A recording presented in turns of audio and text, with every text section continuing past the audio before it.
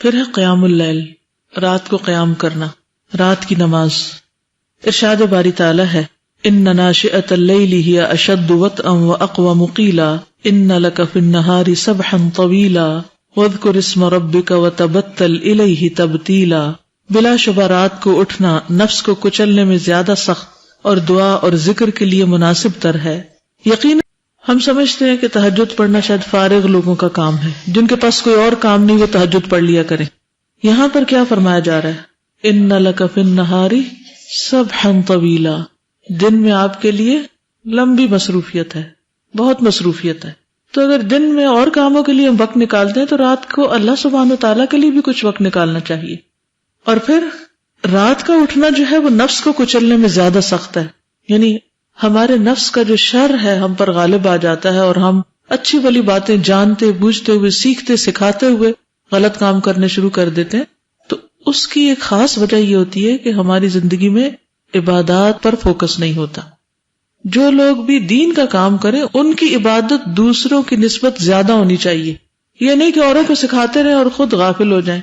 اب ہم کہتے ہیں وقت نہیں ہے، سوچیں کون سا وقت ایسا ہم نے گزارا کہ جس کی ضرورت نہیں تھی اس شغل میں پڑنے کی، اس سے بہتر تھا کہ ہم اللہ کی عبادت کر لیتے۔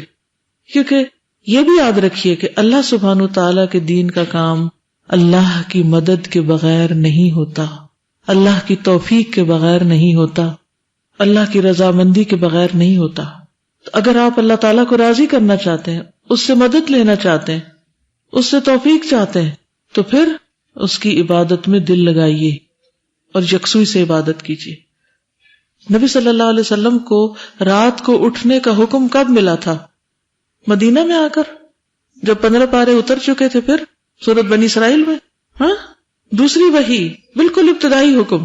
تو یہ مت سوچے ابھی تو میں نے کورس شروع کیا ہے اور اتنا ابھی نہیں میں نے پڑھا، ابھی ٹھہر کے تہجد شروع کروں گی یا ٹھہر کے میں نفل پڑھوں گی۔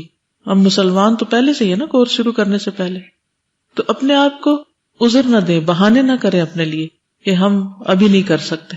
ہم میں سے ہر ایک اپنی اپنی عبادت کا خود جائزہ لے کہ وہ کہاں کمی کر رہا ہے، نمازوں کا حال کیا ہے، ذکر اذکار کی پابندی کتنی ہے، اور پھر اگر تہجد پڑھتے ہوئے تو اس میں کیا پڑھ رہے ہیں، کیونکہ اس کے بغیر نفس کی اصلاح نہیں ہوگی، اور اگر نفس کی اصلاح نہ ہوئی، اخلاق اور تربیت نہ ہوئی تو پھر کیا ہوگا؟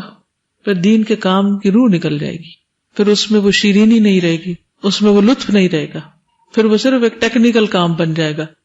تو دین کا کام وہ ٹیکنیکل کام نہیں ہے کہ جیسے آپ کسی مشین سے ڈیل کر رہے ہوں، یہ انسانوں کی اصلاح کا کام ہے، اور اس میں ہر سچویشن دوسری سے مختلف ہو جاتی ہے۔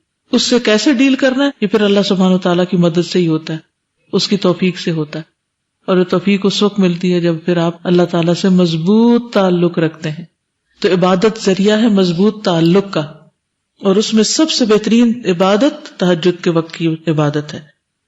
بہترین نماز، سیدنا ابو ہریرہ سے روایت ہے کہ رسول اللہ صلی اللہ علیہ وسلم نے فرمایا افضل الصلاۃ بعد الصلاۃ المکتوبۃ الصلاۃ فی جوف اللیل، فرض نماز کے بعد سب سے افضل نماز رات کے درمیان کی نماز ہے، یعنی تہجد کی نماز ہے۔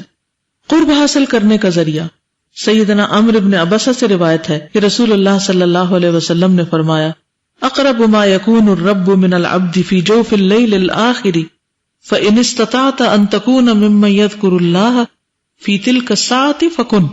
سنن الترمذی۔ رات کے آخری حصے میں رب اپنے بندے کے بہت زیادہ قریب ہوتا ہے، سبحان اللہ۔ اگر تم اس وقت اللہ تعالیٰ کا ذکر کرنے والوں میں سے ہو سکو تو ایسا کیا کرو۔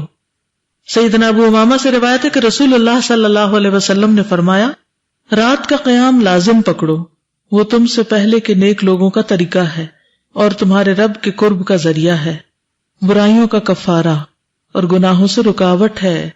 کتنے فائدے ہیں؟ نیک لوگوں کا طریقہ، رب کے قرب کا ذریعہ، برائیوں کا کفارہ اور گناہوں سے رکاوٹ۔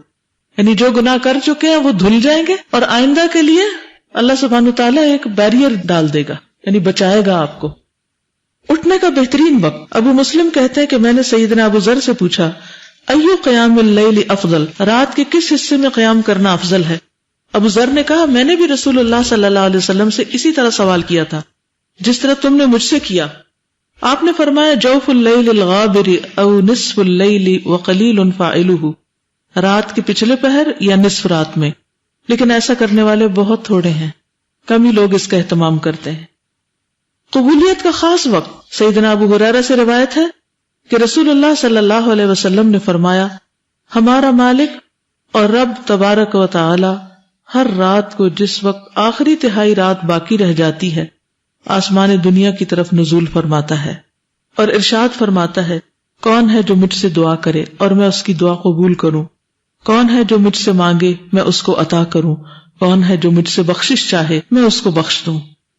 اللہ تعالیٰ خود پکار رہے ہیں، کون ہے جو مانگے تو میں اسے دوں، کون ہے جو دعا کرے میں اس کی دعا قبول کر لوں۔ تو ہم نہیں چاہتے ہماری دعائیں قبول ہوں، تو اس وقت دعاؤں کا وقت نکالیں۔ سیدنا جابر سے روایت ہے کہ میں نے نبی صلی اللہ علیہ وسلم کو یہ فرماتے ہوئے سنا، ان فی اللیل لساعة لا یوافقها رجل مسلم یسأل اللہ خیرا من امر الدنیا والآخرة الا اعطاہ ایاہ وذلک کل لیلۃ، صحیح مسلم۔ رات میں ایک گھڑی ایسی ہے کہ اس وقت جو مسلمان آدمی اللہ تعالیٰ سے دنیا اور آخرت کی بھلائی مانگے گا تو اللہ تعالیٰ اسے ضرور عطا فرمائیں گے، اور یہ گھڑی ہر رات میں ہوتی ہے، ہر رات میں، کہ اس کو ضرور وہ ملتا ہے جو وہ مانگتا ہے۔ ہم کتنی گھڑیاں گنوا چکے ہیں۔ شکر گزاری کا ذریعہ، سیدنا مغیرہ سے روایت ہے رضی اللہ عنہ کہ رسول اللہ صلی اللہ علیہ وسلم نے قیام کیا یہاں تک کہ آپ کے دونوں پاؤں سوج گئے۔ آپ سے عرض کیا گیا کہ اللہ تعالیٰ نے تو آپ کی اگلی پچھلی تمام خطائیں معاف کر دی ہیں۔ آپ نے فرمایا، کیا میں شکر گزار بندہ نہ بنوں؟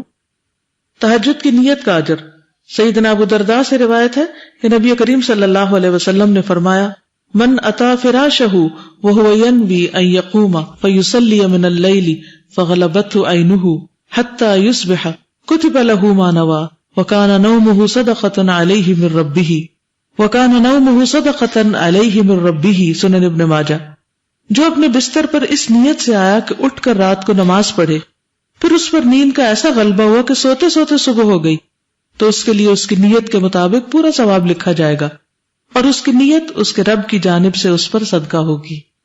جس سے یہ پتہ چلتا ہے کہ جو لوگ ریگولرلی پڑھتے ہیں اور نیت کر کے سوتے ہیں تو اللہ سبحانہ وتعالیٰ انہیں اگر کبھی نہ بھی وہ پڑھے تو بھی اجر عطا کرتے ہیں۔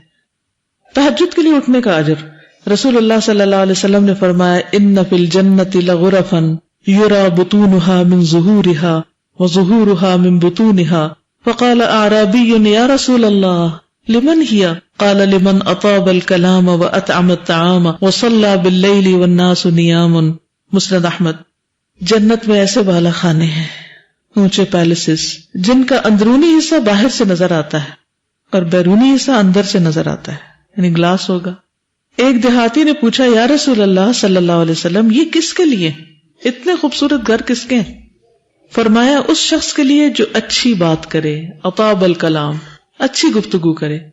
اچھی گفتگو میں کیا شامل ہوتا ہے؟ مثلا کیا نہ ہو اس میں؟ چلیے بتائیے۔ لغو باتیں نہ ہو، جھوٹ نہ ہو، غیبت نہ ہو، دل آزاری نہ ہو کسی کی، نرمی سے بات کی جائے، طیب الکلام، بڑے کا لحاظ رکھنا، ادب کرنا، احترام کرنا، ایگزیجریشن نہ کرنا۔ بالکل۔ کیا آپ فرق پہچانتے ہیں طیب الکلام کا اور شدید کلام کا؟ بینیفیشل بھی ہو۔ اپنے اپنے کلام کو جانچیے کہ آپ کسی سے بھی بات کریں۔ دیکھیں، 3 طرح کے لوگوں سے آپ بات کرتے ہیں، اپنے سے چھوٹے، اپنے جیسے، اور اپنے سے بڑے۔ اگر آپ چھوٹے پر نرمی نہیں کر رہے، شفقت نہیں کر رہے، تو آپ کون ہیں؟ نبی صلی اللہ علیہ وسلم نے کیا فرمایا؟ ہم میں سے نہیں۔ آپ بڑے سے بات کر رہے ہیں اور رسپیکٹ سے نہیں کر رہے، تو آپ کون ہیں پھر؟ کیا آپ کی امت میں سے ہیں؟ آپ نبی صلی اللہ علیہ وسلم کی نمائندگی کر رہے ہیں؟ آپ کے وارث ہیں؟ نہیں، آپ تو ایسا نہیں کرتے تھے۔ اور اپنے برابر والوں سے بھی اچھی طرح بات کرنی چاہیے۔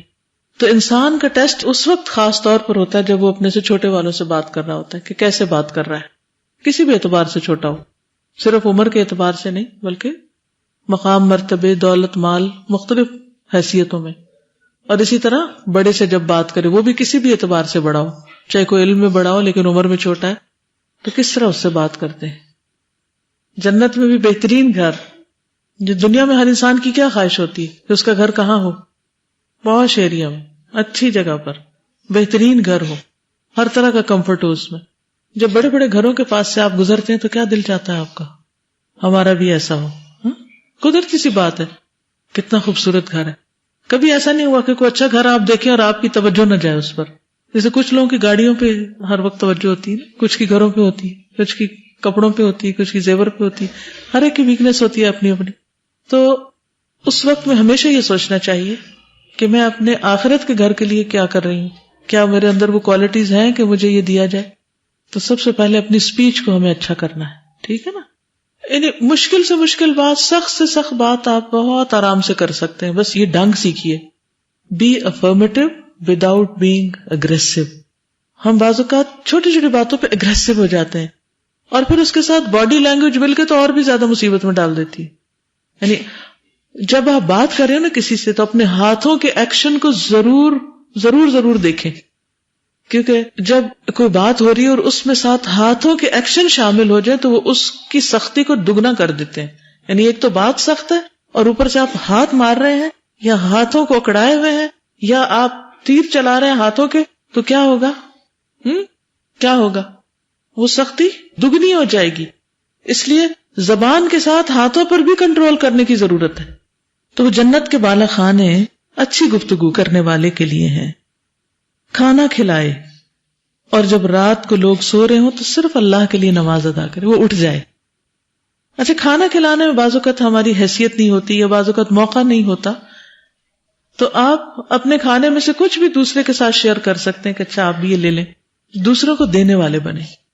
نبی کریم صلی اللہ علیہ وسلم نے فرمایا ثلاثۃ یحبهم اللہ عز وجل ویضحک الیہم ویستبشر بهم الذی اذا انکشفت فئۃ قاتل وراءها بنفسه للہ عز وجل فإما ان يقتل وإما ان ينصره الله ويكفيه فيقول الله انظروا الى عبدي كيف صبر لي نفسه والذی له امرأة حسناء فراش لین حسن فيقوم من الليل فيقول يذر شهوته فيذكرني ويناجيني ولو شاء رقد والذي يكون في سفر وكان معه ركب فسهروا ونصبوا ثم هجعوا فقام من السحر في سراء وضراء.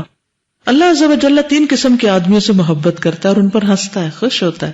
ایک وہ آدمی اس کی جماعت فرار ہو گئی لیکن وہ ان کے بعد اللہ عز و جل کے لیے لڑتا رہا، یا قتل ہو گیا یا اللہ تعالیٰ نے اس کی مدد کی اور اسے کافی ہو گیا. یعنی سارے بھاگ گئے کام چھوڑ کے، وہ نہیں بھاگا، وہ لگا رہا.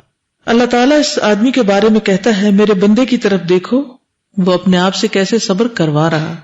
دوسرا وہ آدمی جس کی بیوی خوبصورت ہے اور اس کے پاس بہترین نرم بستر ہے لیکن وہ قیام کرنے کے لیے رات کو کھڑا ہو جاتا ہے، یعنی سارے آرام چھوڑ کر. اللہ تعالیٰ کہتا ہے میرے بندے نے اپنی شہوت کو ترک کر دیا اور میرا ذکر کر رہا ہے اور مجھ سے سرگوشی کر رہا ہے، اگر یہ چاہتا تو سو بھی سکتا تھا.